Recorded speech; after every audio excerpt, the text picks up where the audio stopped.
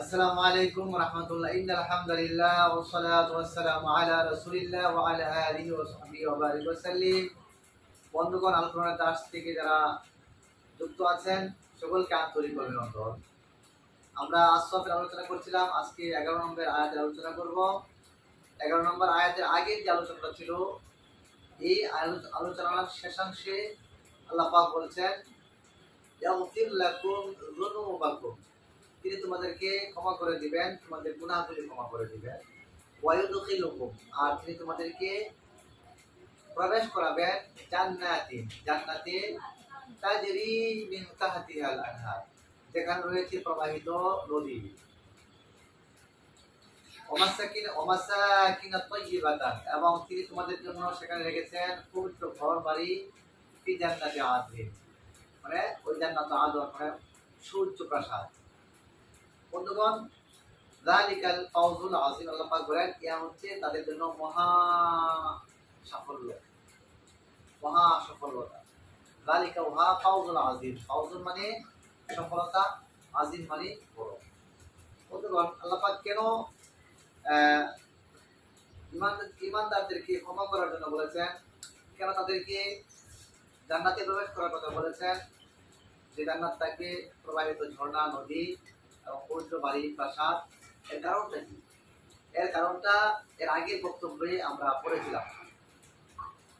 আল্লাহ সুবহানাহু ওয়া তাআলার কোরআনুল কারীম একটি আয়াতের সাথে আরেকটি আয়াতের একটা বিশাল সম্পর্ক আছে।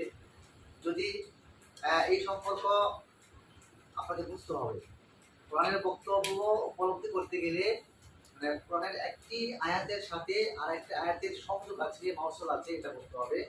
ইতিপূর্বে আমরা জেনেছিলাম আল্লাহ পাক ঈমানদারদেরকে একটি ব্যবসার কথা বলেছেন, যে ব্যবসাটি বান্দা যদি করে তাহলে তুনজিকুম মিন আযাবিন আলীম, বান্দাকে আল্লাহ ভয়াবহ একটা আযাব থেকে মুক্তি করে দেবেন।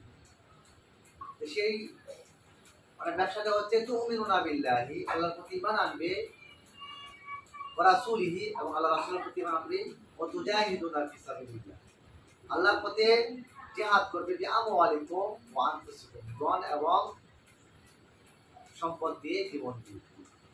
এই কাজগুলি কিন্তু সহজ না, খুব কঠিন কাজ।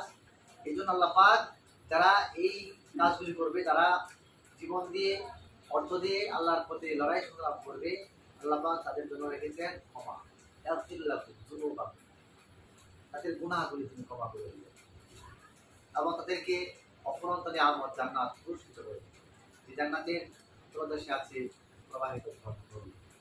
বন্ধুগণ, এটাই বলা হয়েছে যে তারা হচ্ছে মহা সফলতা। আল্লাহ সুবহানাহু ওয়া তাআলা আমাদেরকে আমাদের কৃত গুনাহগুলি যেন আল্লাহ মাফ করেন এবং আমাদেরকে আল্লাহ এমন জান্নাত দান করেন, জান্নাতুল আদন, যার তলদেশে প্রবাহিত নদী রয়েছে এবং পবিত্র প্রাসাদ রয়েছে। আল্লাহ পাক আমাদের সকলকে সেই অপরাধ নিয়ামত জান্নাতে যাওয়ার তৌফিক দান করুন।